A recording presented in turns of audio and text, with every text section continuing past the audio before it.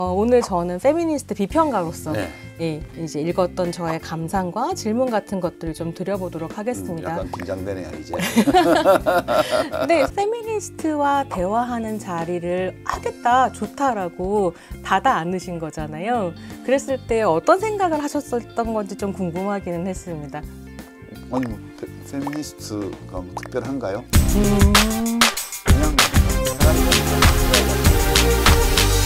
네, 안녕하세요. 7시 반이 되어서 유시민 작가님 모시고 진행하는 나의 한국 현대사 북토크를 시작하도록 하겠습니다. 반갑습니다. 여러분들 손 한번 흔들어 주시겠어요? 네. 저는 경희대학교 비교문화연구소에서 연구원으로 활동을 하고 있고요. 문화평론가로도 활동을 하고 있는 손희정이라고 합니다. 오늘 여러분들 모시고 그리고 유시민 작가님 모시고 나의 한국 현대사 북토크를 진행하게 되었고요. 현장에서 뵐 수 있었으면 정말 좋았을 텐데 상황이 상황인지라 이렇게 온라인에서 뵙게 되었습니다. 하지만 여러분들 얼굴이 다 이렇게 떠 있기 때문에 작가님이 또 한 분 한 분 눈 마주치고 이야기를 나눠주실 수 있지 않을까 이런 기대를 하고 있습니다. 청중들께 인사 말씀 그리고 소감 부탁드리겠습니다. 네, 안녕하세요. 저는 유시민이고요. 안녕하세요. 예, 그 은서님이 손 흔드셔가지고 저도 흔들었습니다. 예. 나의 한국현대사 개정정보판 저자로서 오늘 이렇게 나왔습니다. 우리 비평하시는 손희정 선생님이 쭉 진행해 주실 건데요. 저는 오늘 그냥 비평당하는 입장에서 나왔습니다. 여러분들 주시는 질문도 아마 일부는 소화할 수 있을 걸로 생각하고요. 뭐 인사 말씀만 말씀을 드리면 이제 현대사 공부를 하는 거는 사람마다 다 목적이나 이유가 다를 수 있는데 저는 개인적으로 역사에 관심을 가지고 역사책을 읽는 이유가 내 인생의 의미 이런 것들을 잘 만들어 나가려면 역사를 좀 알아야 하지 않을까. 또 실제 역사 공부를 하다 보면 제 자신에 대해서 또 사람에 대해서 사람 사이 관계에 대해서 우리들의 삶의 어떤 스타일에 대해서 여러 가지 이렇게 느끼게 돼요. 그런 거 참고해서 내 인생의 의미를 만들어 나가는데 쓰려고 그렇게 역사를 읽습니다. 여러분들도 나의 한국 현대사가 여러분들이 자신의 어떤 삶의 의미를 만들어 나가는데 뭐 조그만 참고라도 되었으면 하는 바람을 가지고 썼고요. 오늘 대화도 그런 마음으로 하려고 합니다. 반갑습니다. 이게 줌이라는 게 굉장히 묘한 매체인 것이 제 바로 앞에 지금 유시민 작가님 앉아 계세요. 근데 이상하게 이 얼굴을 쳐다보기보다 어쩐지 줌을 경유해서 화면 속 작가님을 자꾸 보게 되는데 그래서 되게 묘한 만남이 되지 않을까 이런 생각이 좀 들기도 합니다. 사실 이제 저 같은 경우에는 한국사 전공도 아니고 사실 역사 덕후인 것도 아니에요. 저는 대학에서 이제 영화학을 전공을 했고 한국사 혹시 복수 전공 안 하셨어요? 한국사가 사실은 그쵸 복수 전공이었습니다. 네. 어떻게 아이고 그걸 또 아셨군요. 제가 뒷조사 좀 했죠. 네. 근데 이게 좀 재미있는 게 사실 그런 이야기도 나눠보면 좋겠지만 저는 재현이나 이야기를 굉장히 좋아해서 한국사 전공할 때도 고대사 전공이었거든요. 그래서 분명하게 근거가 있는 역사를 기술하는 것보다 돌멩이 하나에서 1000만 가지 이야기를 상상하는 걸 훨씬 좋아했고 그러다 보니 이제 대학원에 가서 영화를 전공하게 됐었던 것 같기도 해요. 맞아요. 그 예술을 하시는 분들이 고대사를 좋아하시더라고요. 상상력을 막 불태울 수 있거든요. 빈대가 많기 때문에요. 그래서 사실은 이제 나의 한국 현대사를 읽으면서도 사실은 촘촘하게 쓰셨지만 비어있는 부분들이 있고 이 비어있는 부분들을 작가님의 이야기로 좀 더 채워보고 싶다라는 생각을 하면서 오늘 이 자리에 오기도 했습니다. 그래서 역사 전문가는 아니지만 뭐 역사가 하나의 이야기로서 젠더가 재현되고 어떤 특정하게 젠더화된 세대가 상상되는 공간으로서 좀 이 책을 읽기도 했고요. 그런 질문을 드려야지 라면서 이제 오늘 이 자리에 왔습니다. 역사가 이야기죠, 뭐. 그렇죠. 네, 원래 그 토인비 선생님이 말씀하시기를 역사 서술은 기록에서 시작해서 과학을 거쳐서 예술로 완성된다. 그래서 이제 위대한 역사서는 문학 작품일 수밖에 없다. 그렇게 얘기하셨거든요. 제 얘기가 아니고 저는 네. 역사 전문가가 아닌데 아주 20세기의 대표적인 역사학자라고 할 수 있는 터인비 선생이 그렇게 말씀하셨으니까 우리가 역사를 기본적으로 이야기로 보고 이제 대하는 게 맞는 것 같아요. 나의 한국 현대사도 제가 들려드리는 한국 현대사 이야기거든요. 또 읽으면서 진짜 찐 이야기꾼이구나 이렇게 생각하면서 읽기도 했는데요. 제가 이제 오면서는 이런 날카로운 질문을 드려야지라고 생각하면서도 분명히 가서 뵈면 그 언변에 이렇게 넘어갈 거다, 내가 휘말릴 거다 이런 생각을 하면서 오기도 했는데요. 사실 이야기를 본격적으로 좀 시작하기 전에 제가 좀 궁금했었던 것은 이게 출판사가 제안한 기획이라고 듣기도 했지만 어쨌든 간에 페미니스트와 대화하는 자리를 하겠다, 좋다라고 받아 안으신 거잖아요. 그랬을 때 어떤 생각을 하셨었던 건지 좀 궁금하기는 했습니다. 아니 뭐 페미니스트가 뭐 특별한가요? 그냥 사람들은 다 각자가 자기의 어떤 이념 지형을 갖고 있잖아요. 근데 이제 최근 상황을 보면 인류 문명의 뭐 마지막 혁명이라고 또 어떤 분들은 말하고 또는 이 시대에 정말 혁명적 성격을 가진 두 흐름 중에 하나가 생태주의이고 다른 하나는 페미니즘이다. 그렇게 얘기하는 분들 많아요. 그래서 페미니스트라는 것은 저는 그냥 휴머니스트다 이렇게 말하는 거랑 내용은 좀 다를지 모르지만 그 자체로는 특별한 차이가 없는 거 아닐까. 그냥 그렇게 생각해요. 사실 되게 페미니즘 안에서는 논쟁적인 이야기를 던져주신 것이기도 한데 지금 2015년 이후에 등장한 페미니스트는 더욱더 강하게 그런 이야기들을 하고 있는데 페미니즘은 휴머니즘이 아니다. 라고 이야기하기도 하고 실제로 이제 오랜 페미니즘 담론 안에서는 실은 그런 이야기를 해왔던 것 같거든요. 그래요? 네. 페미니즘이 휴머니즘이 아니라고요? 예, 이게 약간 두 가지, 그러니까 페미니즘이 휴머니즘이다라고 얘기하는 입장도 물론 있지만, 페미니즘은 휴머니즘이 아니다라고 얘기할 때는 기본적으로는 두 가지인 것 같아요. 첫 번째는 근대 이후에 등장했었던 인간 중심주의라고 하는 것이 어떻게 지금의 인간과 지구와 생명의 삶을 망치고 있는가. 그래서 그 인간 중심주의를 탈피해야 한다는 점에서 휴머니즘이 아니다. 그 페미니즘 생태주의와 그건 함께 이해가 있다. 된다. 휴머니즘을 좁게 해석하면, 그러니까 휴머니즘이 뭔지에 대해서 네. 휴머니즘의 개념을 굉장히 좁게 규정을 하면 그런 얘기도 할 수 있다고 봐요. 근데 제가 생각하는 휴머니즘은 그보다 훨씬 넓은 거여서. 네. 그러면 작가님께서 생각하시는 휴머니즘은 뭔지 좀 여쭤볼까요? 제가 생각하는 휴머니즘은 인간다움을 추구하는 거. 그거를 저는 휴머니즘으로 이해해요. 그러니까 유럽 중세의 신중심주의에서 의 안티테제로 인간 중심적으로 그 이제 모든 세계를 보는 이런 성격도 휴머니즘의 일부 있지만 저는 뭐 휴머니즘은 그보다 훨씬 넓은 개념이다. 인간다움을 찾아 나가고 인간다움에 대한 개념을 만들어 나가고 인간다운 삶을 형성해 나가는 그 인간다운 관계를 구축해 나가는 이 모든 경향성 이런 것들을 저는 휴머니즘으로 해석하니까 페미니즘은 저는 리베카 솔릿이 네. 맨스플레인 그 책에서 얘기한 게 되게 와닿더라고요. 그냥 페미니즘은 뭐냐? 여자도 남자와 똑같이 존엄한 인간이다.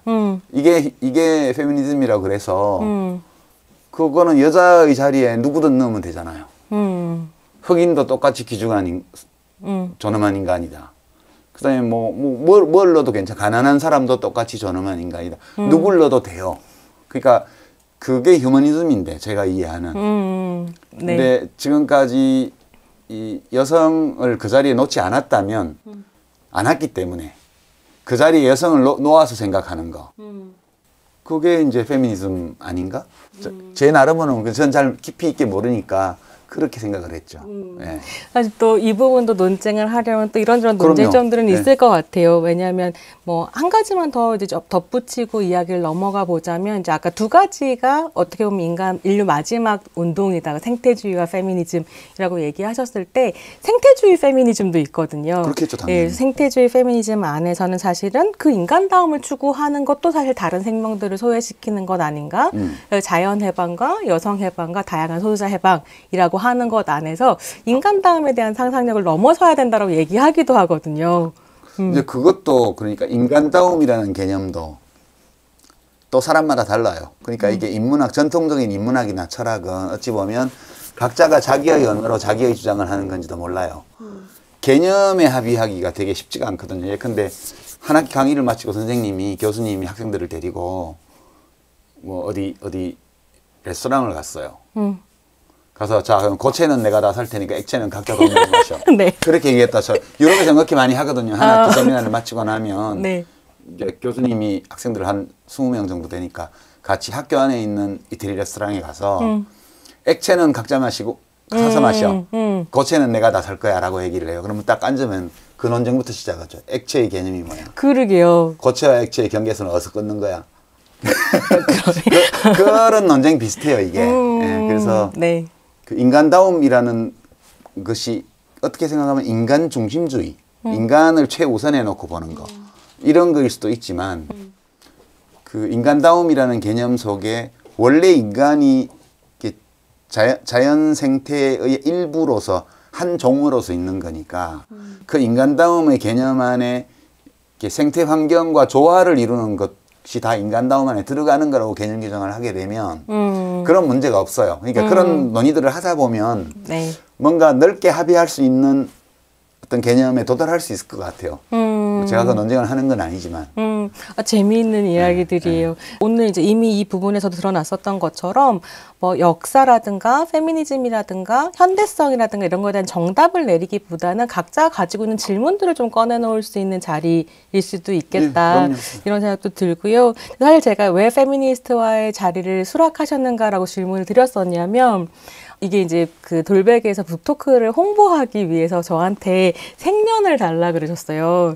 1977년을 드리면서 제가 약간 부끄럽고 이것도 하나도 홍보 포인트가 안 될 텐데 저하고 한 20년 정도 차이 나니까 예. 그래서 20년 가까이 차이가 나니까 사실은 시대가 좀 달라요. 한국에서는. 거진 한 세대 차이가 나거든요. 그래서 저는 사실은 이제 우리 세대가 겪었던 또는 지나왔던 통과해왔던 그 시대의 일들, 거기서 느낀 우리들이 느꼈던 감정, 이런 것들이 한 세대 건너가면 어떻게 비칠까?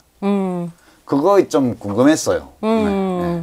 왜냐하면 이게 우리 세대는 되게 이제 1978년도에 저희가 대학을 들어갔고 59년, 60년 무렵에 세상에 나왔으니까 전쟁을 안 겪은 세대예요.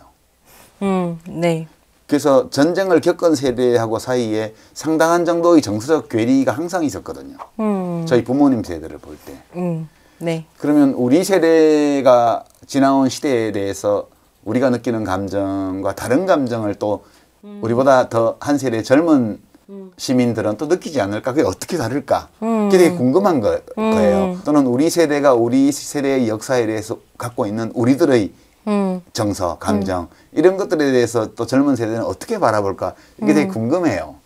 틀림없이 어우 저 꼰대들 아이고 캐먹었어. 뭐 어떡하면 저희 세대 같은 경우는 6.25 때 말이야. 뭐 네. 그 라떼는 그거 있잖아요. 그 뭐 주먹밥 얘기 이런 거 좀 지겨웠거든요. 그래서 지금 세대는 또 우리가 얘기를 하면 또 지겨울 수 있겠다. 그런 생각도 해요. 근데 사실 이 나의 한국 현대사 초판 나왔을 때 그걸 읽고 민주화 세대를 이해하게 되었다라고 얘기하는 20, 30대 독자들을 보시면서 그게 내가 이 책을 쓴 이유였다, 감사하다라고 코멘트 하신 걸 제가 어디서 보았어요. 네. 근데 이 책의 그럼 의도라고 하는 건 그런 세대 간 소통이었다고도 볼 수 있을까요? 아니에요. 세대 간 소통이 목적은 아니었고요. 그냥 제 스스로 정리해보고 싶었던 거죠. 우리가 살았던 역사를 내 스스로 한번 정리해보자. 그런데 그 과정에서 우리 부모님 세대를 이해해보려고 이제 나름 노력을 했어요. 데이터들을 보면서. 그런데 젊은 독자들이 이 책을 읽고 나서 자기 자신의 부모님 세대 또는 자기의 아버지, 어머니에 대해서 좀 알게 된 것 같다는 그런 블로그 이렇게 감상 이런 것들이 꽤 있었어요. 그래서 괜찮네 이거. 의도치 못하게 사이드 이펙트가 있었네 이런 거였나요? 네, 긍정적 부작용이랄까요? 네, 책에 대한 이야기를 조금 이제 본격적으로 들어가 볼 텐데요. 사실은 이제 그 이야기를 들을 때 책의 개괄적인 이야기는 사실 알릴레오 북스에서 이미 굉장히 자세하게 2회에 걸쳐서 하신 내용이 있어요. 그래서 그걸 읽어보시면 좀 좋으실 것 같고요. 오늘 저는 페미니스트 비평가로서 예, 이제 읽었던 저의 감상과 질문 같은 것들을 좀 드려보도록 하겠습니다. 약간 긴장되네요, 이제. 네, 사실 저는 나의 한국 현대사 개정증보판이 나온다는 이야기를 처음 들었을 때 좀 재미있다고 생각했었어요. 왜냐하면 이게 나온 시점이 이제 정치 비평 안 하겠다라고 이야기를 하시고 알릴레오 북스를 새롭게 런칭을 하셔서 책 이야기를 막 하실 때였거든요. 근데 사실 저한테는 역사서를 쓴다는 것만큼 정치 비평, 정확한 정치 비평이 없다라는 생각이 좀 들었었던 것 같고, 특히나 이제 이 책의 정말로 제일 큰 특징 중에 하나가 1959년에 시작해서 2020년까지 쓴다. 이거 그 1959년이라는 게 작가님이 태어나신 연도인 거잖아요. 그래서 4.19 한 해 전에 태어나서 어쨌든 80년대 서울역 회군이라고 불리우는 그 현장에서 마이크를 잡으셨던 분이고 2000년대 정치인으로서 또 정치 현장에서 이제 어떤 뭐 시대를 풍미하신 분들이 있죠. 그런 위치를 생각해 보면 내 입장에서 보는 한국 현대사 라고 하는 건 매우 정치적인 작업이라고 생각했거든요. 그래서 이 부분에 대해서 어떻게 생각하시는지 좀 궁금했습니다. 예, 그거는 이제 당대사를 쓸 때는 이렇게 들어갈 수밖에 없어요. 그게. 당대사를 쓰면서 그걸 피해 간다는 것은 가능하지도 않고 또 올바르지도 않은 거라고 저는 생각하죠. 저희가 자랄 때 읽었던 당대사 중에 제일 유명한 게 박은식 선생의 한국 통사, 한국 독립운동지 혈사 이런 책들이었어요. 그게 한일 병탄 시기에 그 일들을 다 기록한 거거든요. 그 정보가 부족하고 통신이 미비하던 그 시대에 온갖 방법으로 그 망국의 시점에서 자결을 하신 분들, 싸우다 돌아가신 분들 이런 분들의 이름을 다 거기다 기록을 해놓고 을사오적들, 서훈받은 자들 다 기록하고 정치적 입장이 너무 명백하죠. 그 당대사는 그럴 수밖에 없고 이제 그런 당대사를 각자가 많이 남기면 세월이 많이 지나가고 나서 그러면 후대의 역사학자들이 뭐 그런 저런 것들을 참고해서 그런 정치적 맥락이 이제는 좀 탈색된 그런 역사서를 쓰는데 뭐 참고될 수 있으면 좋죠. 뭐. 당대사는 어쩔 수 없다 그거는. 그리고 예, 그 당대사를 쓰는 것은 기록으로서의 의미도 있고 또 당대의 독자들에게 말을 거는 그런 작업이기도 하기 때문에 저는 굉장히 자연스러운 일이다 그거는. 예, 이게 정치인들이 출마하기 전에 책 내고 뭐 출판 기념회하고 이런 거하고는 관계가 없어요. 예. 그러니까 저의 질문은 그래서 사실은 현실 정치에 개입하시려고 했지만 그게 아니라 은근히 책을 내신 거냐라는 질문이 아니라 의도하신 것과 다르게 사실 역사를 정리한다는 건 현실 정치 비판이지 않은가. 특히나 당사자이기 때문에 더 그럴 수 있지 않은가. 그것도 포함되죠. 네. 그래서 제가 제 자신에 대해서 앞에 다 쭉 길게 써놨죠. 나는 이런 놈이야.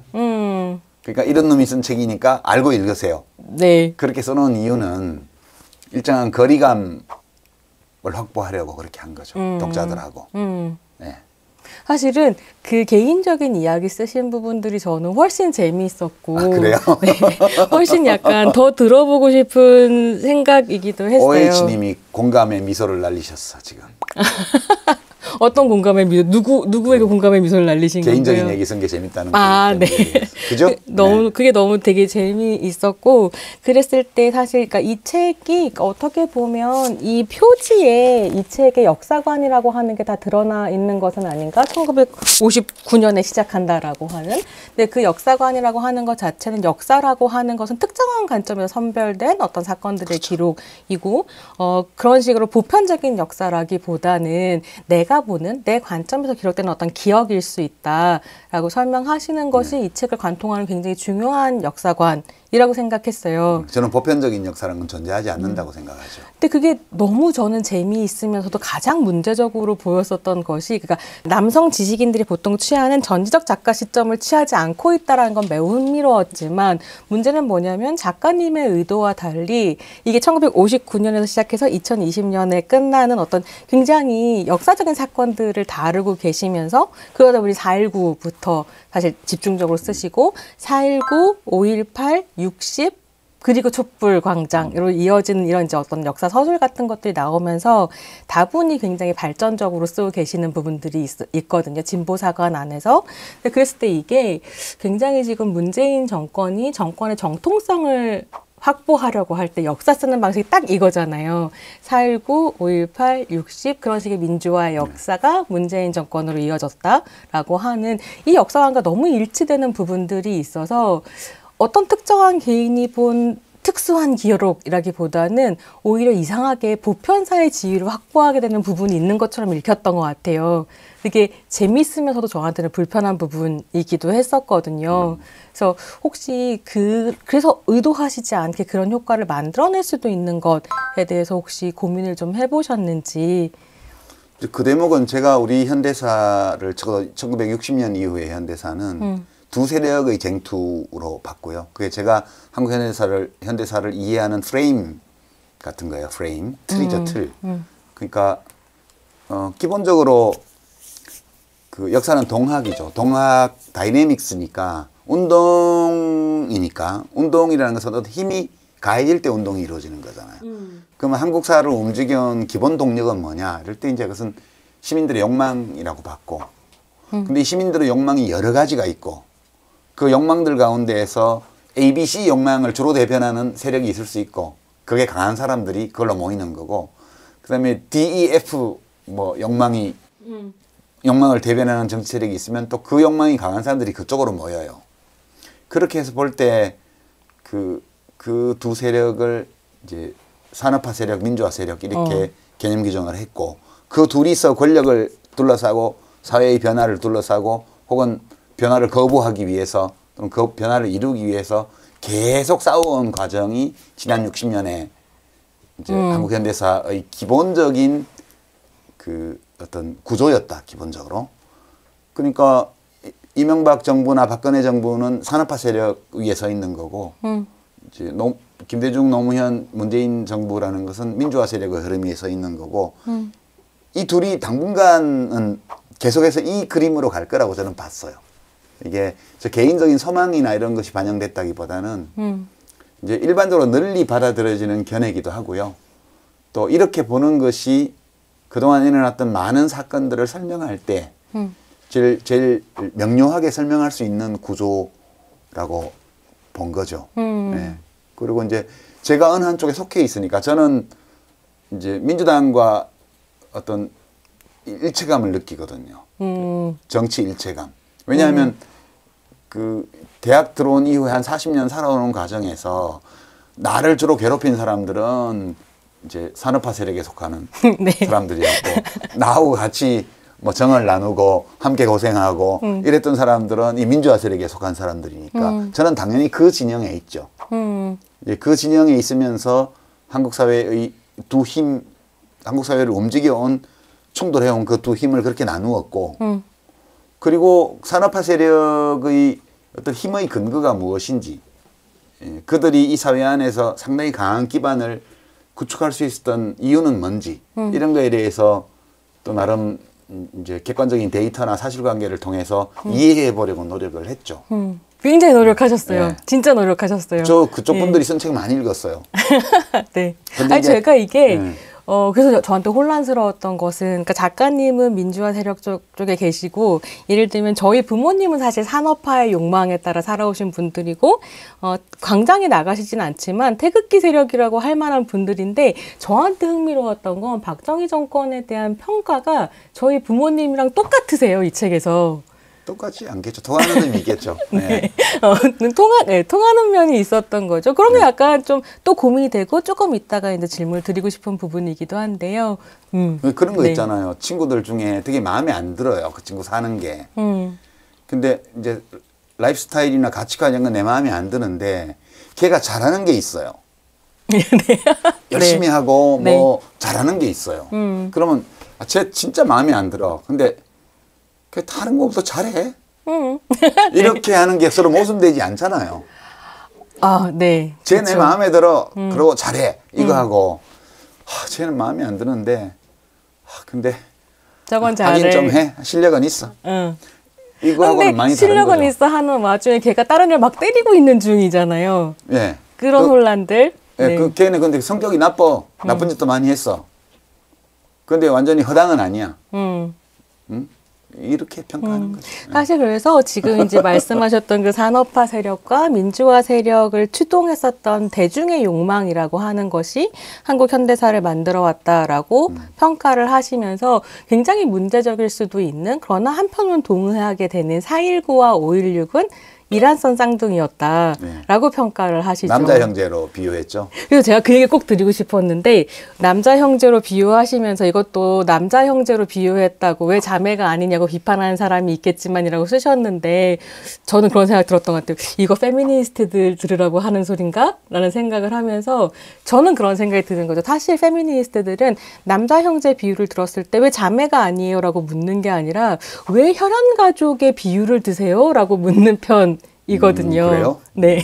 근데 물론 어떤 페미니스트들, 예컨대 리버럴 페미니스트들 같은 경우에는 남자의 자리에 여자를 넣어라라고 얘기하겠지만, 저 같은 퀴어 페미니스트의 입장에서는 정상가족 이데올로기 안에서 이야기하는 것은 벗어나야 되지 않을까? 뭐 그런 생각이 들기도 하는 거죠. 어쨌든 이야기를 다시 가지고 와서, 그래서 4.19와 5.16이 쌍둥이라고 이제 이야기를 하시면서 박정희 정권의 그 지금 얘기했었던 마음에 안 들지만 잘한 부분이 있어라고 하는 그 부분을 이제 평가하시는 부분들이 있었어요. 근데 저는 이제 그런 생각이 들었었던 것 같아요. 제 안에서도 저도 이제 민주화와 산업화의 어떤 수혜를 입고 자란 X세대로서 완전히 자유롭지 않은 부분들이 있는데요. 저의 한계 안에서도.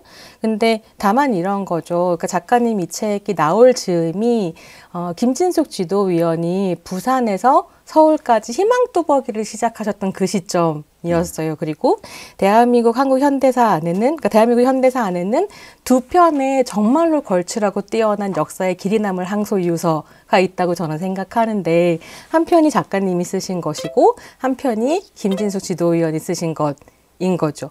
근데 그랬을 때 김진숙 지도위원의 그 항소이유서가 1995년에 쓰신 건데요. 노동투쟁 하다가 이제 끌려가셔서 쓰신 건데, 그 항소이유서는 소금꽃나무라는 책이 이제 수록이 되어 있어요. 소금꽃. 그런 생각들을 했었던 것 같아요. 그러니까 소금꽃나무는 과연 그러면 유시민의 나의 한국 현대사 같은 그런 역사적 기록으로 한국사에서 평가받을 수 있을까라는 질문이 한 축에 있으면서, 또 한편으로는 어쨌거나 김진숙이라는 사람이 기록했던 그 소금꽃나무는 저한테는 그게 또 한편의 한국 현대사인데, 그 책이 기록하고 있는 노동자의 삶이라고 하는 건 작가님의 책에서 그러니까 부정할 수 없는 수치로 증명되는 한국의 고공경제적인 성장, 이로만 설명될 수는 없는 어떤 진실들을 또 담고 있는 거죠. 근데 그것들을 중립적인 관점에서 본다라고 역사를 서술하면서 박정희 정권을 그렇게 승인해 버렸을 때 나는 이 역사를 받아들일 수 있을까? 이런 질문을 좀 하게 됐었던 것 같아요. 저는 중립적인 관점에서 쓴 적이 없고요.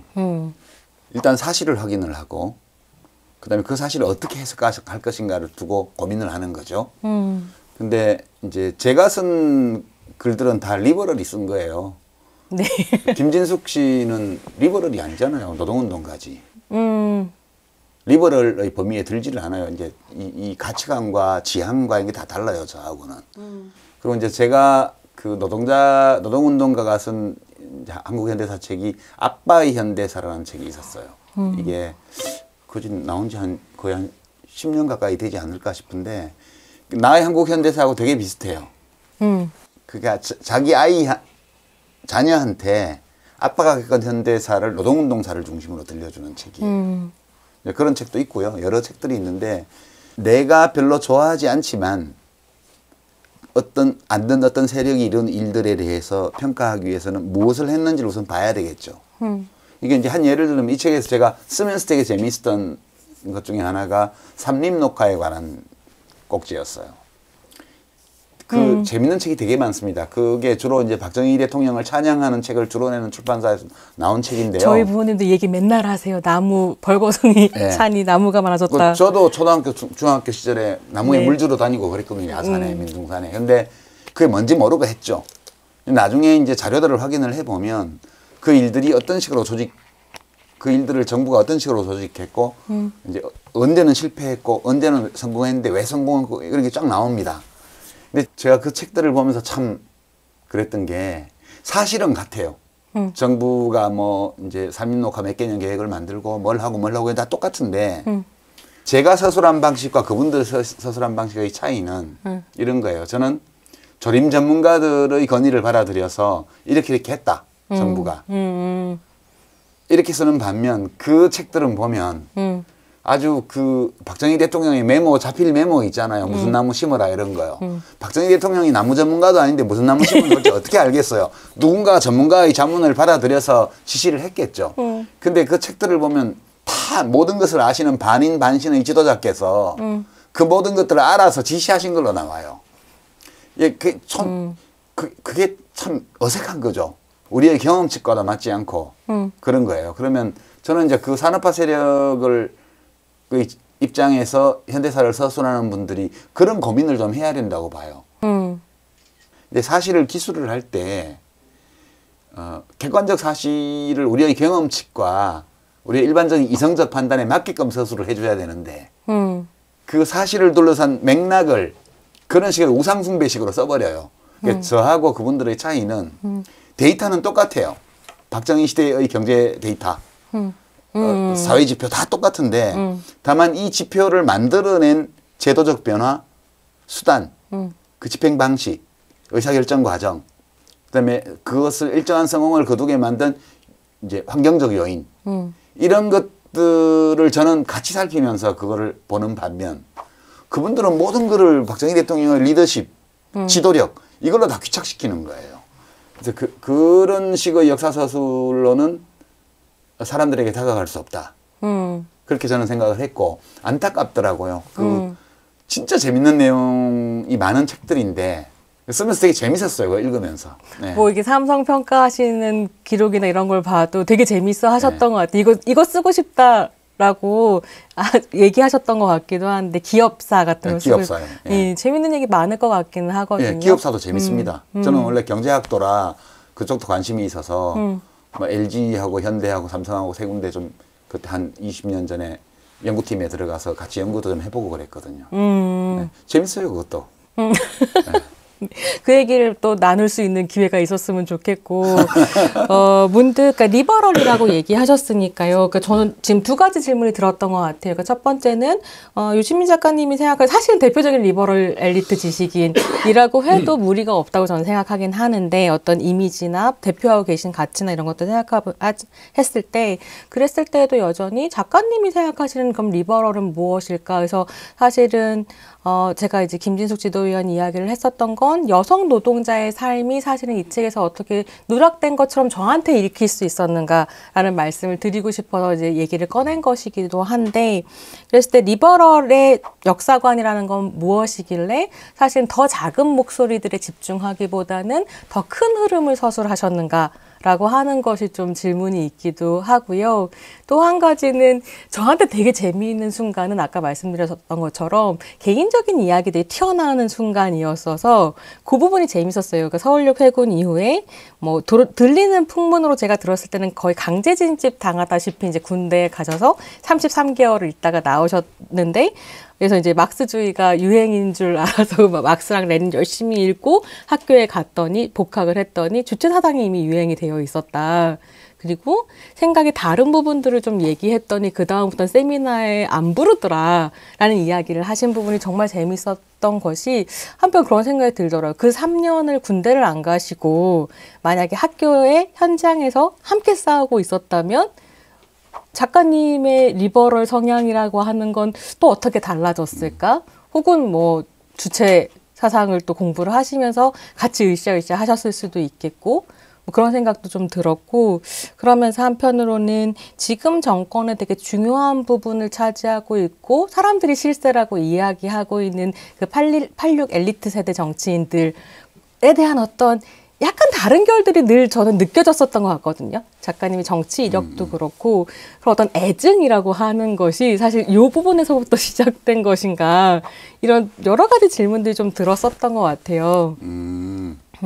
그리고 저는 이제 유신 세대예요. 그러니까 지금 말하는 86세대는 전두환 정권 시절에 대학에 들어온 사람들이에요. 그 전두환 정권 때는 이미 답이 정해져 있었어요. 모든 것이 명확했어요. 저 세력을 무너뜨려야만 뭐가 된다. 네. 그게 너무 명확했고, 그리고 전두환 정권은 지지자가 박정희처럼 많지 않았어요. 박정희 대통령은 18회 집권하면서 상당한 정도의 기반을 구축해서 지지 세력을 갖고 있었거든요. 독재를 했지만. 전두환은 완전히 독재예요. 대중적 지지가 거의 없는. 그래서 환경이 먼저 굉장히 많이 달랐고요. 저는 이제 소설가 김훈 선생 같은 분이 어릴 때 종합상사 직원에 대해서 수출하는 그런 수출 역군이 되고 싶다는 희망을 가진 적이 있었다고 그렇게 어디 말씀하셨더라고요. 너무 잘 이해가 되거든요. 김훈 선생은 저보다 연배가 조금 더 위기 때문에 저보다 훨씬 혹심한 그런 빈곤 이런 것들을 겪으셨을 거고 보셨을 거고 하니까 그런 꿈을 가질 수 있다고 봐요, 저는. 근데 이제 리버럴이라는 거는 저는 그렇게 생각하는, 리버럴은 뭐냐, 자유주의자는 뭐냐 하면 이런 거예요. 아, 내 인생 내가 살 거야. 좀 간섭하지 마. 네 인생은 네가 살아. 네. 정말로 짜증이 나신 것 같은데. 네, 그리고 네. 내가 네 라이프스타일에 간섭 안 할 테니까 너도 나한테 간섭을 하지 마. 그리고 국가에 대해서도 내가 헌법에 법률에 하라고 돼 있는 거는 다 해, 내가 시민으로서. 그러니까 내가 나의 시민으로서의 의무를 다하고 있는 한은 국가가 나보고 이래라 저래라 하지 마. 니네는 네 할 일이나 똑바로 해. 이런 게 리버럴이에요. 네. 네, 그런 게 리버럴인데, 이제 저는 80년대 중반에 이제 군대를 갔다 와서 학교를 보니까 집단주의가 너무 강한 거예요.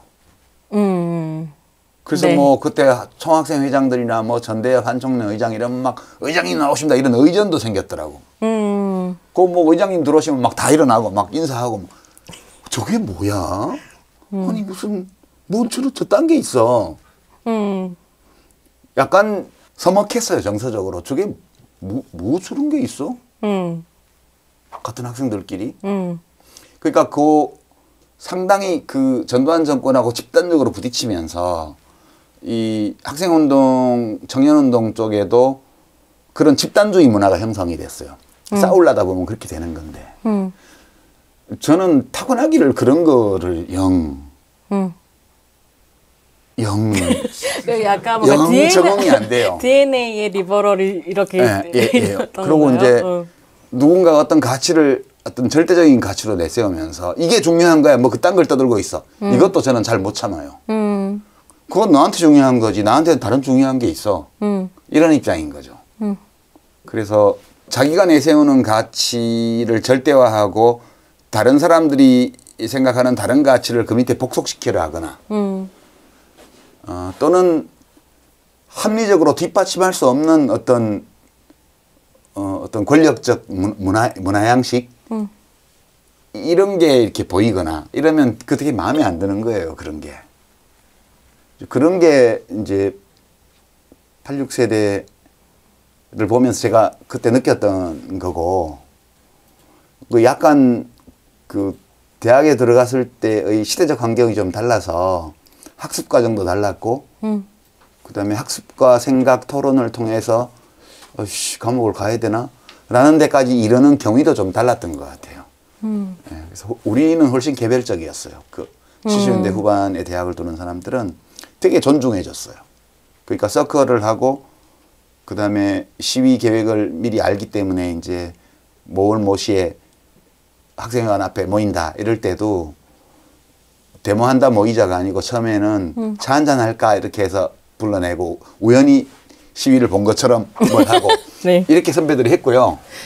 그다음에 이 그거 나쁜 거 아닌가요? 아니 작가님? 그게 좋은 거죠. 그리고 이제 언더 조직으로 네. 이제 그 열성분자를 스카우트해서 비밀 조직을 짤 때에도 충분히 관찰하고 본인의 의사를 물어보고 그리고 존중해 줬어요. 그렇게 동의가 되면 그 조직에 들어가고 이렇게 했는데 80년대니까 대중투쟁의 시대여서 그런지 그런 게 없이 그냥 막 들어가더라고요. 이렇게 뭐 학생회 자체가 뭐 학과 조직 자체가 전투 조직이 되고 이런 거 보면서 좀 낯설다 그런 느낌이 있었어요. 그러니까 이제 후배들이 볼 때는 나이브한 거죠, 저 선배. 나이브한 거죠. 그냥 뿌띠부르주아. 예, 예, 개인주의 성향이 너무 강하고 네. 뿌띠부르주아적이다 이렇게 되는 거죠. 이해가 돼요. 그렇게 자른 거에 대해서. 예, 바람 맞히고 뭐 이런 거. 사실 근데 그런 식의 이제 운동 문화라고 하는 게 사실은 지금도 남아있는 것처럼 사실 뒷세대들은 느끼는 부분들이 분명히 있거든요. 근데 개책에서 되게 중요하게 86세대를 약간 뭐랄까 위로하고 싶어 하시는 네, 것 같기도 너무 하고. 욕먹으니까요. 그렇게까지 욕먹을 짓은 안 했거든요. 물론 뭐 비판 당할 점이 없는 사람이나 집단이 누가 있겠어요. 근데 뭐 욕먹을 거는 먹어야 되겠지만 그래도 그 어린 나이에 뭐 별로 아는 것도 없을 때인데 뭐 많이 아는 것처럼 생각을 하고 그렇게 막 정권에 대들고 뭐 이렇게 했잖아요. 그러면서 그 과도하게 스스로 짊어진 책임감 때문에 느끼는 어떤 억압, 심리적 고통, 그다음에 뭐 쫓기고 구속당하는 물리적인 육체적인 고통, 뭐 그러고 나서 또 뭐 스카우트 대가 정치권으로 가서 국회의원 배지 달고 잘 나가는 이런 또 즐거움 이런 걸 다 맛본 세대잖아요. 그래서 비판을 받을 점도 있고 또 어디 뭐 가서 술집에 갔다가 잘못 행패 부려서 또 욕먹기도 하고 그렇게 살다가 빚어지는 오류들도 많이 있었고 뭐 그런 거는 뭐 다 욕먹을 건 욕먹어야 되겠지만 그 사람들이 뭐 크게 잘못 살아온 세대 아니거든요. 제가 보기에는. 또 논쟁적인데 그래서 뭐. 그 부분은 그럼 거기서 잠깐만 끊고 지금 채팅이 예. 제가 끊고라고 제가 작가님 말씀을 끊어도 돼요? 네. 네. 채팅에 이지행님이 되게 재미있는 질문을 하나 올려주셨는데 본인을 리버럴이라고 표현하시는 걸 자주 들었는데 진보 및 민주화 세력의 측면에 서 계신 분으로서 자유주의가 가지는 정치 및 경제적 입장을 생각해 볼 때 그러니까 어떻게 보면 그 리버럴이라고 이야기하는 자유주의적 흐름이 신자유주의로 이어지면서는 기업과 시장의 자유의 방점을 찍는 것으로 훨씬 강하게 갔고 그래서 민주화 흐름의 걸림돌이 되고 있다. 뭐 어떻게 보면 지금 그러니까 작가님 책에서 점점점 우리는 말하자면 난민촌에서 무지개 광장으로 가고 있다라고 쓰셨지만 여전히 노동자들이 죽어나가는 상황이나 이런 것들을 민주화가 충분히 막지 못하는 부분은 어떻게 보면 리버럴이 신자유주의화된 부분들이 있기 때문 아닌가? 이런 질문을 좀 하시는 것 같아요. 그렇죠. 네, 그랬을 때 이건 사실 난 리버럴이야 라고 선언해버릴 것이 아니라 어떻게 반성적으로 성찰할 것인가 라는 질문은 여전히 남아있는 것 같거든요. 그러니까 리버럴리즘을 반성해야 될 필요는 없고요. 자기는 선택하는 거거든요. 자기한테 네. 맞는 거를. 어떤 이점을 제가 어떻게 책임지겠어요. 그러니까. 근데 잠깐 저는 페미니스트라서 다른 페미니스트들이 하는 이상한 폭력적인 언행 이런 거에 엄청나게 책임감을 느끼는데요. 그러니까 페미니즘도 여러 가지가 있잖아요. 페미니스트도 여러 흐름이 있고 리버럴도 마찬가지예요. 그게 이제 멀리서 보면 다 한 통에 있는 것 같지만 그 안에 가보면 또 여러 흐름이 있거든요. 이제 리버럴 중에 하나가 보수 리버럴 혹은 시장주의 그렇게 해서 이제 신자유주의 쪽으로 왔고 또 리버럴의 다른 흐름은 이른바 소셜 리버럴이라 그래서 소셜 리버럴 또 하나의 세력이죠. 소셜 리버럴도. 그러니까 오바마 대통령이 미국에서 당선됐을 때 다 외신에서 오바마를 소셜 리버럴리스트라고 그랬어요. 사회자유주의자요. 이게 이제 그러니까 소셜 리버럴은 소셜리즘과 리버럴리즘 사이에 어디에 그러니까 사민주의 같은 건가요? 사민주의보다 더 리버럴하죠. 사민주의가 이제 사회주의 우파인데 사회주의 우파 안에 사민주의 진영 안에도 더 리버럴한 쪽과 덜 리버럴한 쪽이 있고요. 그러니까 리버럴에서도 우파 리버럴은 신자유주의로 갔고 이 좌파 리버럴 그러니까 소셜 리버럴은 또 사민주의하고 손잡고 같이 일도 많이 해요. 독일 같으면 독일 보수 기민련 안에 좌파가 있거든요. 그 사람들은 거의 소셜 리버럴이에요. 그리고 사민당 우파들도 그 비슷하고요. 그러니까 이게 우리가 가지고 있는 본능 중에 흑백 본능이 있거든요. 양극화 본능, 양극 본능이요. 그러니까 흰 거 아니면 까만 거라고 생각을 하는데 실제 우리가 살고 있는 세상은 스펙트럼이 쭉 이어지는 그런 연속선상에 있는 거예요. 그러니까 소셜 리버럴은 소셜리즘과 리버럴리즘 중간 어디에 있는 건데 중간 어디에서 리버럴 쪽으로 더 가까운 쪽도 있고 소셜리즘 쪽으로 더 가까운 쪽도 있어요. 예, 그런데 저는 이제 스스로 생각하기에는 소셜 리버럴이다 이렇게 제가 한 20년 전부터 주장했는데 그 얘기를 하면 어떤 분들은 형용모순이라고 그러더라고요. 뭐 동그란 네모 이런 거래. 아, 네. 동그란 네모라는 것은 동그란이라는 수식어하고 네모라는 이 개념하고가 이 화합이 안 되잖아요.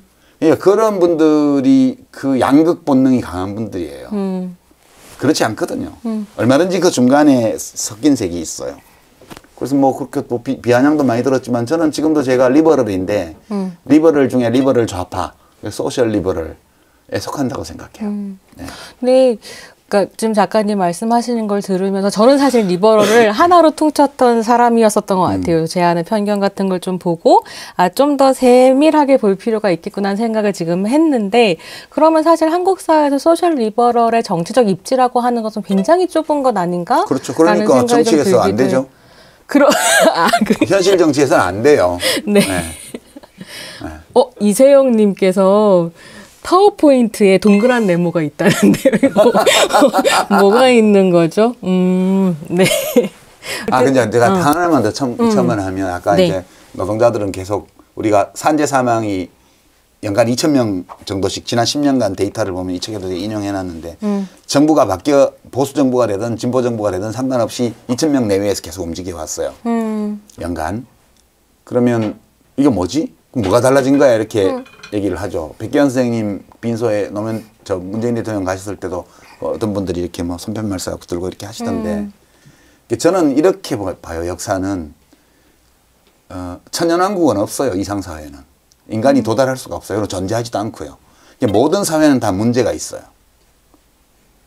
모든 나라가 다 문제가 있고 모든 역사가 다 문제가 있어요. 인류 문명 자체가 문제가 많아요. 근데 문제가 있는 가운데 나아진다는 거예요. 저는 그렇게 봐요. 문제가 있는 사회에서 문제가 없는 사회로 가는 것이 역사의 진보가 아니고요. 계속 여러 문제가 새로 생기기도 하고 오래된 문제가 풀리지 않기도 하고 그렇게 존재하는 가운데에서 좀 더 나은 상태로 가는 게 역사의 발전이라고 저는 생각하거든요. 그러니까 뭐가 해결이 안 됐기 때문에 뭐가 달라진 거야 이렇게 말하는 게 그것도 이제 말하자면 그 과도한 일반화의 본능이거든요. 어떤 하나의 사안을 전체를 판단하는 기준으로 쓰고 싶죠, 우리는. 그런 명쾌하게 얘기할 수가 있거든요. 네, 그런 거는 얘기할 땐 속이 시원하고 말이 되는 것 같지만 세상은 그렇지 않거든요. 한 번도 그랬던 적이 없어요. 앞으로도 영원히 그럴 수 없다고 저는 생각을 하고요. 우리는 늘 사회적인 문제를 안고 살아가지만 어제보다 오늘이 조금 나아지고 오늘보다 내일이 조금 나아지는 거 그것이 우리 인간이 할 수 있는 일이라고 저는 생각해요. 인간이 할 수 없는 일을 추구하면 사단이 나요. 네. 사실 지금 말씀해주신 그런 입장은 제가 페미니스트로 한국 사회를 하루하루 버티는 입장과도 굉장히 비슷한 것 같아요. 그러니까 어떻게 보면 일희일비하면서 하루하루 사는데 굉장히 뭐 아무리 싸워도 전혀 상황이 안 나아지는 것 같고 하지만 긴 역사를 보면 어쨌거나 우리는 싸워서 여기까지 왔고 그럼 엄청나게 변해왔죠. 우리나라 여성의 것들. 지위, 네. 남녀평등 이게 지난 100년을 돌아보세요. 100년을 돌아보시면 100년 전, 120년 전이 과부개혁 날 때인데 그때 과부의 제가를 허하라 이런 거였어요. 그죠? 과부의 제가를 허하라. 네. 이런 시대에서 우리가 48년도에 정부 수립하고 헌법 제정할 때 곧바로 남녀 투표권을 줬잖아요. 저는 그게 되게 후불제 민주주의라고 지금 생각했었던 네. 것 같아요. 그럼요. 투쟁해서 얻었어야 됐었던 선거권이었구나 이런 생각이 아니요, 되게 그냥 많이 얻으면 더 하거든요. 좋죠. 왜 꼭 투쟁해서 얻어야 돼요? 근데 작가님 그러시고 그냥 얻어서 나중에 할부금을 내면 되죠. 할부금을 되게 네. 세게 냈다 이렇게 얘기하셨잖아요. 네, 할부금을 내면 되죠. 그러니까 그 세계에서 제일 먼저 여성에게 투표권을 부여한 나라가 우리보다 겨우 한 30년 앞섰어요. 그렇죠. 겨우요. 네. 10년대 말, 1910년대 네. 말 이랬으니까요. 30년 차이밖에 안 나요. 그리고 우리 공짜로 얻은 거죠. 공짜로도 되게 위험한 얘기기도 한데 어쨌든 어쨌든 네. 아니 뭐 거의 공짜. 거의 공짜. 네. 거의 공짜로. 거의 공짜로 헌법 제정을 할 때 거기 인간 존엄성, 평등권 이런 게 들어가니까 여자한테 투표권을 안 준다는 건 논리적으로 되지도 않는 일이고 이미 전 세계적으로 여성 투표권이 막 늘어나고 있었던 추세였기 때문에 우리가 그냥 자연스럽게 들어온 거예요. 그게 민주주의 선진국에서 여성들이 투쟁해서 그걸 해놨기 때문에 여성이란 젠더 기준으로 보면 완전 공짜는 아니고 이웃집에서 이렇게 싸워가지고 우리 집으로 좀 쉽게 넘어온 거예요. 그런 거였고 그런 게 많죠. 우리나라는 후발 국가니까.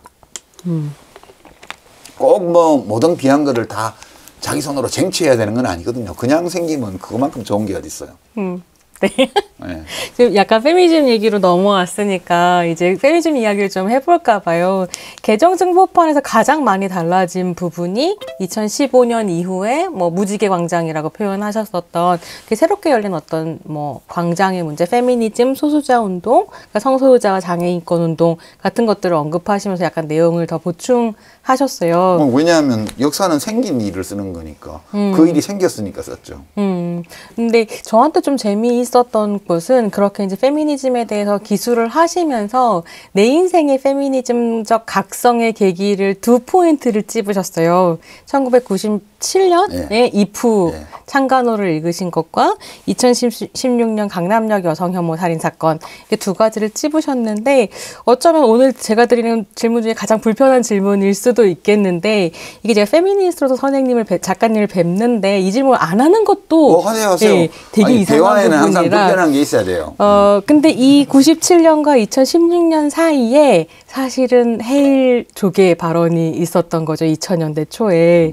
근데 이게 어떻게 보면 2015년 이후 한국 페미니즘에 가장 많이 사용되는 수사였거든요. 그래서 페미니스트들이 우리는 헤일이 몰려올 때 조개 무덤을 쌓겠다라든지 우리는 헤일이 몰려올 때 조개를 줍는 사람인 것이 아니라 마지막까지 남아서 구조의 신호탄을 쏘는 사람이라든지 이런 식으로 계속 변형되면서 사실은 그 언급이 계속 회자가 되고 그래서 어떻게 보면 아까 이제 뭐 아주 젊은 세대의 사람들은 뭐 운동권을 어떻게 그러니까 민주화 세력을 어떻게 생각할 것인가 이게 궁금하다고 하셨을 텐데 어떤 젊은 페미니스트한테 유시민 작가님은 민주화 세력에서 앞장섰던 어떤 사람이라기보다는 조계 해일 발언으로 아마 기억될 수도 있을 것 같아요.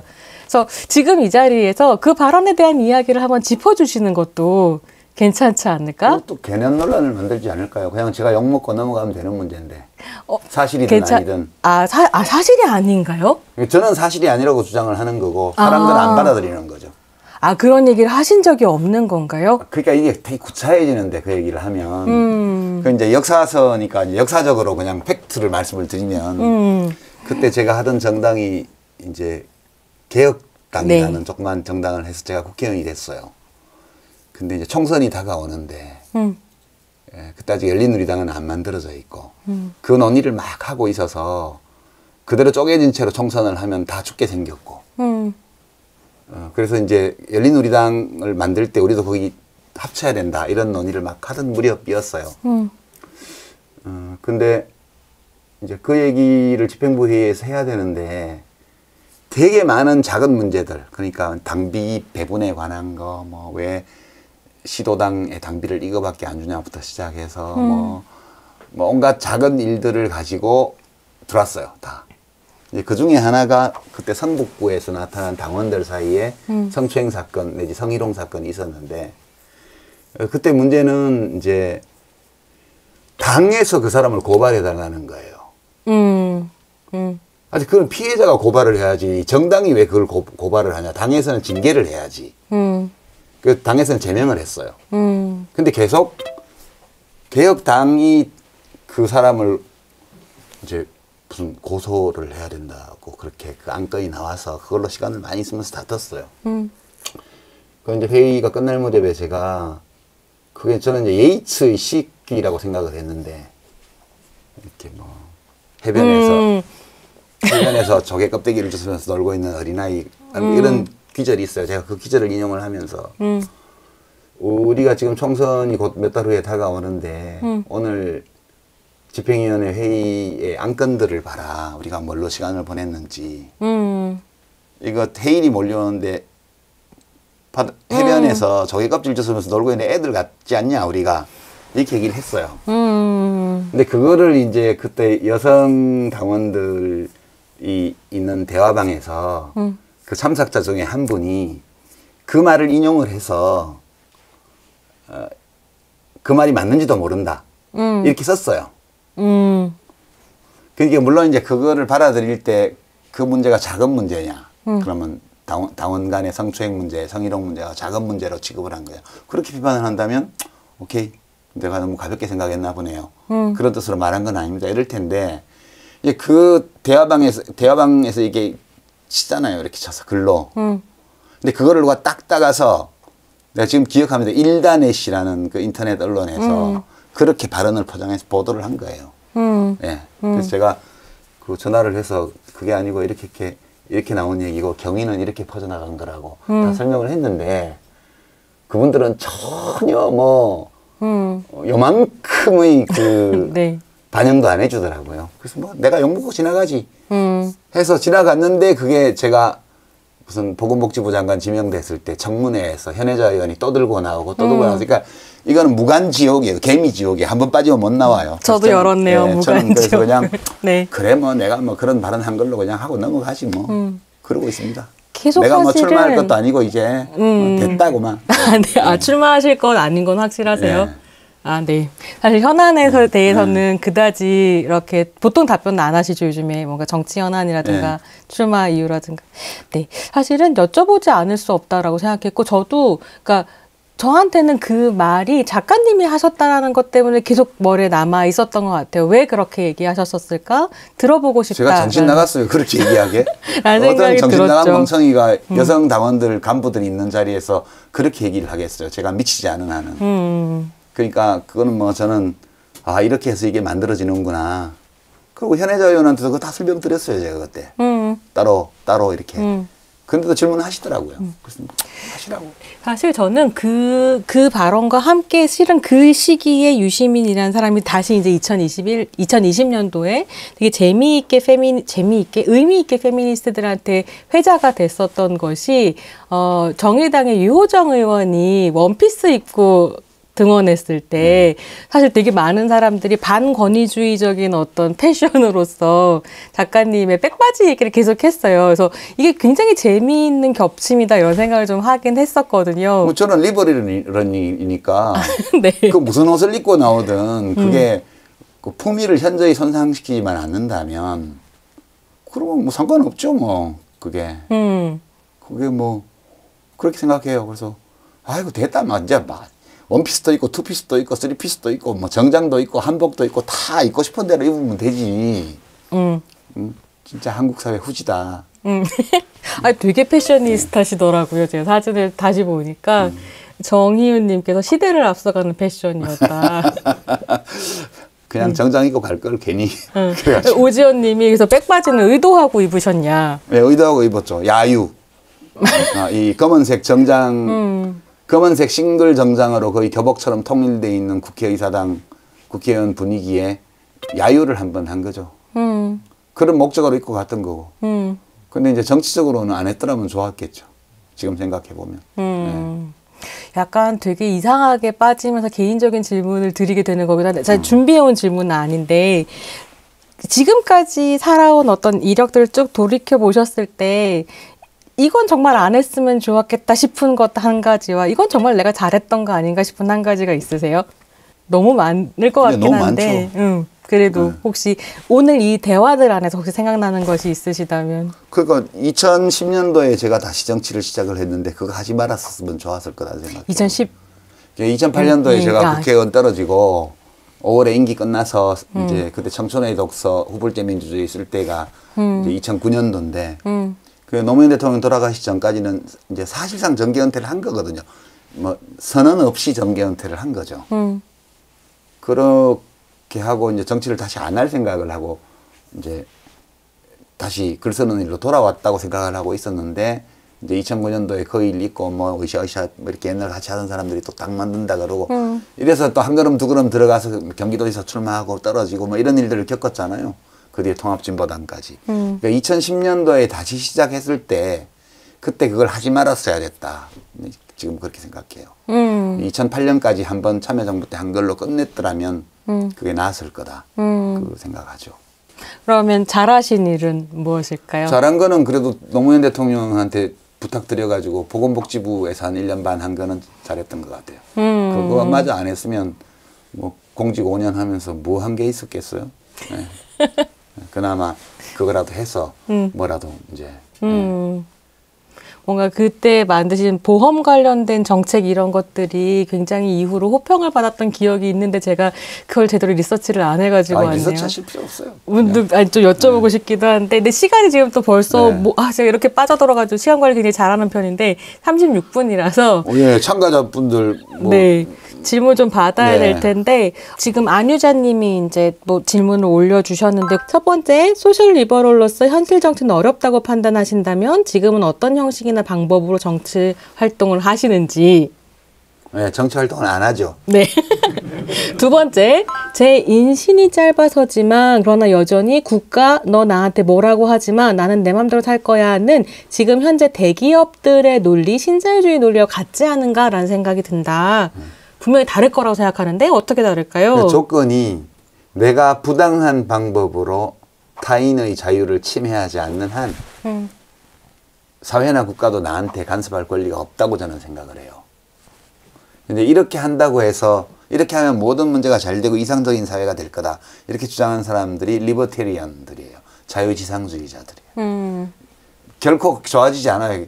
그렇게 해서 다 잘 되지 않아요. 잘 되지 않는다는 것은 수학적으로 이미 입증되었고, 예, 수학적으로, 그거는 전에 노벨 경제학상 받았던 뷰티풀, 뭐죠? 그 마인드인가? 그 어떤 정신분열증 앓고, 정신분열증 앓고 있던 그 게임 시어리로 그 아담 스미스를 박살낸 러셀 크로우가 주연을 했다는 것만 기억나고 그 경제학자 이름이 생각이 안 나네. 예, 그 이론적으로 입증이 됐고요. 그다음에 많은 이제 심리학자들이나 뇌과학자들의 관찰과 연구를 통해서도 입증이 됐고요. 그렇게 내버려 둔다고 해서 다 잘 되지 않아요. 그래서 룰이 필요한 거거든요. 최소한의 룰이. 그런 것들 필요하고요. 그다음에 똑같은 욕망을 갖고 있다고 해도 어떤 제도적 환경이 주어지냐에 따라서 그 욕망을 어떤 식으로 사람들이 표출하고 관리하느냐가 달라지거든요.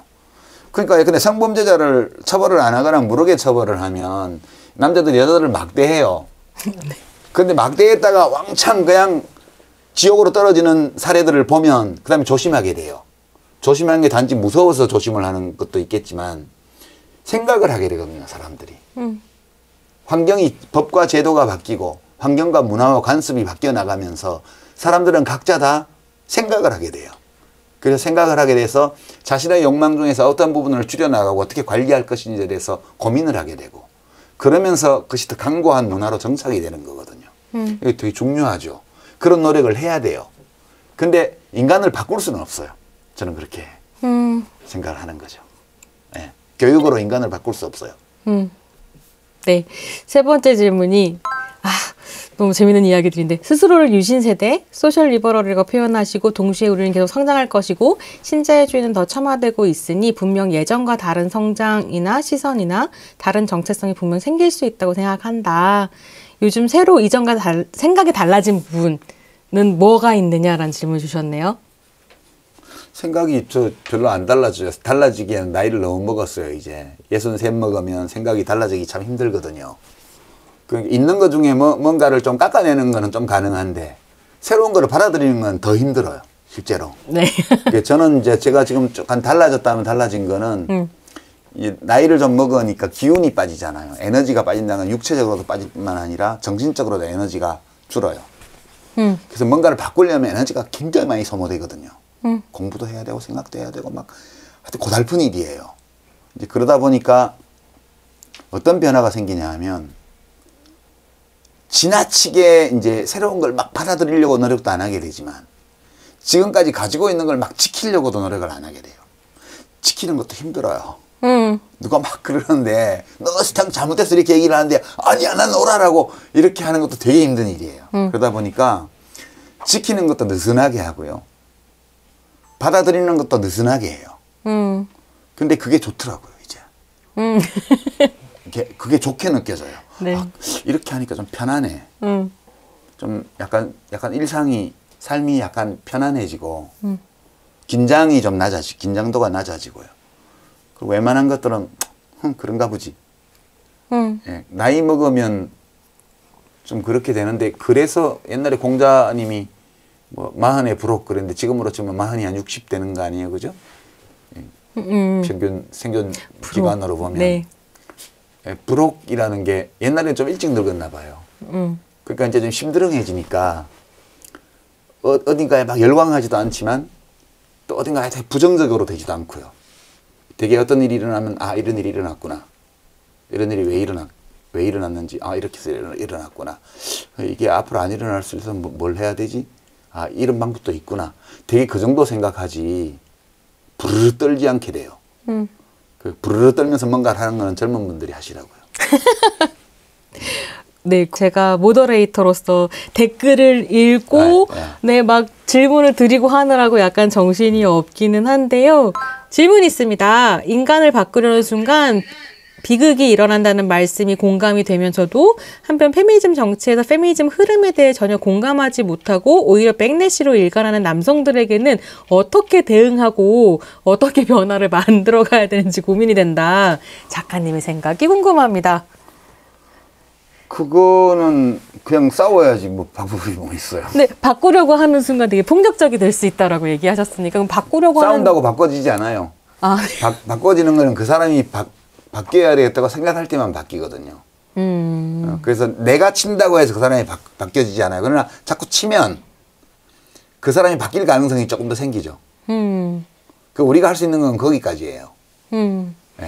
지금 그 사실은 이제 작가님께서 사람 못 바꾼다라고 하신 그 부분에 사실 청중들께서 다 큰 혼돈. 왜냐면 굉장히 이제 뭐 이렇게 활동이나 단체에서 일하시거나 페미니스트거나 이런 분들이 많이 와 계셔서 그럼 뭐야 우리 헛짓하고 있는 거야? 뭐 이런. 그거는 인간이 네. 주어진 조건 안에서 바뀌는 거예요. 똑같은 사람인데 어제까지는 이렇게 삐딱하게 일배 활동을 하다가 네. 무언가를 부쩍 깨닫고 내가 이렇게 해서는 안 되겠구나 해서 그 또 아주 정상적인 삶을 오는 분들이 있거든요. 실제로 저 그런 분들 많이 봤어요. 그거는 인간이 바뀐 게 아니고요. 인간은 그대로예요. 근데 여러 자극과 이런 것이 달라지고 경험이 달라지면서 그 사람의 생각과 감정이 바뀐 거거든요. 그런 변화는 다 인간의 주어진 본성 안에서 일어나는 변화예요. 그걸 하지 말자는 게 아니고요. 예컨대 인간이 이기심을 축구하지 못하게 해야 돼. 이거요. 그래서 좀 자기중심적인 모든 활동을 부르주아적인 문화 가치라고 해가지고 말살하려고 하는 거예요. 이게 사회주의였잖아요. 망했잖아요. 그러니까 우리가 인간이 이타적인 인간을 우리가 존경하죠. 훌륭하다고 하고. 그러나 이기적인 것이 인간답지 못한 것은 또 아니에요. 우리 모두 이기적이고 자기중심적이니까 이타적인 게 훌륭한 거죠. 모두가 이타적이면 훌륭하지도 않아. 모두가 자기중심적이고 이기적이기 때문에 간디나 마더 데레사나 이런 분들은 우리 훌륭하다고 얘기를 하는 거예요. 그러니까 이 인간의 이기성과 자기중심성을 인정을 해야 돼요. 근데 이거 자체를 말살하겠다고 해서 제도를 바꾸고 개인적인 모든 라이프스타일의 추구 이런 것을 다 막아버리면 그게 이제 공산주의 독재가 된 거거든요. 그러니까 그렇게 하면 안 되죠. 그 반대쪽에 또 히틀러 같은 자는 아리안 종만이 DNA가 우수하고 나머지는 다 불량하니까 유대인들은 다 말살하고 그다음에 러시아는 사람은 노예로 만들고 아리안 계통 제외하고는 다 차차로 제거하고 이래서 완전히 이상사회를 만들겠다. 그것도 인간을 바꾸려는 계획이거든요. 그런 모든 시도들은 비극만 남길 뿐이에요. 지금까지 역사를 볼 때. 그래서 우리가 이제 존재하는 모든 것은 바람직하다 이렇게 생각하면 안 돼요. 우리가 가지고 있는 많은 본성들이 있는데 자연이 우리에게 좋기 때문에 이게 옳은 거야. 이거를 자연주의적 오류라고 그래요. 존재한다고 해서 우리가 그걸 부정할 수 없다고 해서 그게 좋은 건 아니에요. 반면에 이건 좋지 않은 거니까 없애야 돼 라고 말하는 건 도덕주의적 오류라고 그래요. 인간의 현실과 이상 사이의 갈등을 보면 끝없이 이 도덕주의적인 오류를 저질렀고요. 그 다음에 이 자연주의적 오류 이거 이 보수의 핵심 사상이에요 또. 그러니까 이 둘 사이를 왔다 갔다 하면서 인간 역사가 변해온 건데 이제는 우리가 모두 그걸 알잖아요. 이 두 오류에 빠지면 안 된다는 거를.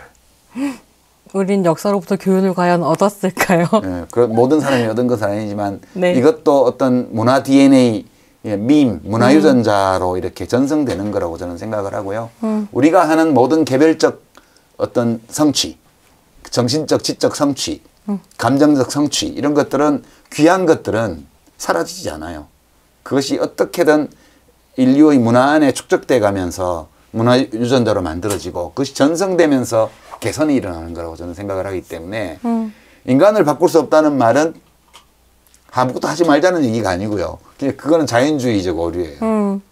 제가 인간을 바꾸려고 하는 순간 그 디스토피아로 간다라고 말하는 것은 도덕주의적 오류를 얘기를 한 거고요. 제 말을 인간은 변할 수 없다, 바뀌지 않는다라고 하는 것을 잘못 표현하게 되면 자연주의적 오류가 되죠. 우리 본성이니까 다 긍정해야 돼. 이거 아니거든요. 그래서 우리가 자연이 우리에게 준 것을 가지고 자연이 주지 않은 데까지 올라가는 거예요, 인간이. 자연을 완전히 벗어날 수는 없어요. 그러나 자연의 품 안에서 갈 수 있는 데까지 가보는 거. 그게 보면 이 호모사피엔스는 구원받기에는 굉장히 어려운 정도의 악행을 많이 저지르는 종이거든요. 근데 멸종하기에는 좀 아까워요. 네. 네, 되게 그런 존재이기 때문에. 되게 뭔가 와닿으면서도 반박하고 싶지만 되게 와닿는 얘기예요. 네. 네, 그래서 멸종적 되기에는 좀 아까운 종으로서의 특성, 그런 것들을 많이 살려나가는 노력, 이런 것들이 결국 이제 사회를, 관계를 개선하는 그런 일이 되는 거라고 저는 생각해요. 네. 이런저런 얘기 나눠서 굉장히 재미있었고, 근데 저는 요즘에 제일 큰 고민은 그건 것 같아요. 그러니까 위에 이제 청중 질문 중에 싹 지나간 부분이기도 했었는데, 요즘에 뭐 청중이 하신 얘기는 20대 안에서 이게 대화가 안 되는 문제, 네. 완전히 서로 소통이 안 되는 거에 대한 고민을 좀 올려주셨는데. 20대들 사이에요? 세대 안에서도 그런 게 있고, 사실 저는 그거는 다 있어요. 경제학자들도 서로 소통이 안 되는데 뭐. 같은 세대에. 뭔가 저는 요즘에 느끼는 건 더 대화가 어렵다. 그래서 사실 마지막 질문 그거 드리고 싶었어요. 예, 주세요. 서로 대화가 그렇게 안 되는 사이에 엄청 정말 토론의 달인처럼 토론을 하시잖아요. 근데 그렇게 대화를 나눌 수 있는 노하우랄까? 그 고통은 어떻게 견디시는지. 그게 아니고 너무 많은 사람하고 소통하려고 하지 않는 게 좋을 것 같아요. 그러니까 우리가 많은 사람하고 소통한다고 꼭 좋은 게 아니더라고요. 사람이 감당할 수 있는 범위가 있다고 저는 느꼈어요. 그래서 적정한 수의 감당할 수 있는 범위 안에 잘 마음이 통하는 사람들만 있으면 인생은 살만하다. 그리고 이제 그 밖의 사람들은 내가 무슨 정보를 줄 수는 있죠. 새로운 정보를 제공하거나 또는 어떤 서로가 다 알고 있는 정보에 대한 새로운 해석의 시각을 제공하거나 이거 해줄 수 있어요. 근데 그게 다른 사람을 바꾸지는 못해요, 생각을. 근데 그 사람이 만약 바뀔 생각이 있는 사람이면 그게 영향을 줄 수 있어요. 그래서 우리가 사실 타인과의 대화에서 할 수 있는 것은 다른 사람의 생각을 바꿔야 된다 라고 생각하면 대화 안 하는 게 나아요. 왜냐하면 절망할 거기 때문에. 그냥 내가 해줄 수 있는 얘기를 하고 달라지고 말고는 저 사람 마음이야. 난 내가 할 수 있는 일을 하는 거야 정도로 그냥 적당히 하고요. 그다음에 깊게 소통하고 교감을 해야 될 필요가 좀 있거든요, 살면서. 안 그러면 너무 외로우니까. 주변에 가족이든 친구든 뭐 누구든 간에 동료든 간에 이렇게 서로 이렇게 길게 얘기하지 않아도 정서적으로, 감정적으로, 논리적으로 이렇게 통할 수 있는 사람들 몇몇. 그 정도 있으면 인생이 충분하지 않나? 그렇게 저는 생각하고, 저도 그렇게 많은 사람과 소통하면서 살고 있지는 않거든요. 네. 네. 그렇게 위로를 드리고 너무 욕심내지 마시라고. 저 되게 질문은 제가 계속 드렸는데 제가 간파당한 것 같은 느낌이 드네요. 네. 욕심을 덜 내면서 사는 것으로 하겠습니다. 네, 그래서 오늘 이제 시간 인사할까요? 네, 마무리해야 될 네, 것 같은데요. 사실 네. 작가님 마무리 멘트까지 해주신 것 같기도 하지만 청중들께 혹시 그래도 이 얘기는 더 덧붙이고 싶다. 아니 그런 건 없고 형식적인 인사를 해야죠. 네. 예, 제가 네. 지금 이렇게 화면을 보면서 눈들을 쫙 다 맞췄습니다. 보이시죠? 눈 맞히는 거? 예. 여러분 오늘 뵙게 돼서 반갑고요. 뭐 제 책이 뭐 그렇게 훌륭한 책은 아니지만 그래도 이 코로나 시대에 그 시간 보내기에 책만큼 저렴한 게 없더라고요. 아, 그래서 그래도 요 뭐 한 2만 원 가까이 되는 책이지만 그래도 며칠거리 놀이 재료는 될 수 있지 않을까 그런 생각하면서 이렇게 응모해서 이렇게 오늘 뭐 질문도 많이 못 받고 서로 대화도 못했지만 이렇게 온라인으로 얼굴 보고 이야기 나눌 수 있어서 아주 반가웠습니다. 여러분 작가님 건강하십시오. 마지막 질문 다음 작품은 뭔가요? 아 다음 작품이요? 네, 이건 해야죠. 아 이건 PPL이라 다음 작품이 아니라 원래 나왔어야 될 책인데 못 나온 게 유럽 도시 기행 2편 2권이 지금 다 써놓은 지가 지금 벌써 반년이 넘었는데 코로나 때문에 여행을 할 수가 없으니까 지금 책을 낼 수 없다 이래서 제가 2권은 빈, 프라하, 부다페스트 이런 데들을 담고 있어서 드레스덴 되게 뭐 가볼 만한 도시들이에요. 근데 코로나 끝나면 바로 내려고 준비하고 있고요. 그다음에 뭐 다른 책 하나 쓰고 있는데 그건 좀 작업이 다 되면 말씀드리도록 하겠습니다. TV에서는 더 뵐 수 없나요? 배은지님. 아 요즘 제가 TV에 다 깊이 인물 돼가지고요. 그 비평 프로는 제가 안 나가고 그 밖에 프로는 오라는 데가 없고 그렇습니다. 네. 여러분 긴 시간 동안 함께 해줘서 너무 감사드리고요. 작가님 다음 책도 열렬히 기다리면서 네, 오늘의 시간을 마무리해 보도록 하겠습니다. 함께 해줘서 감사합니다. 건강하세요.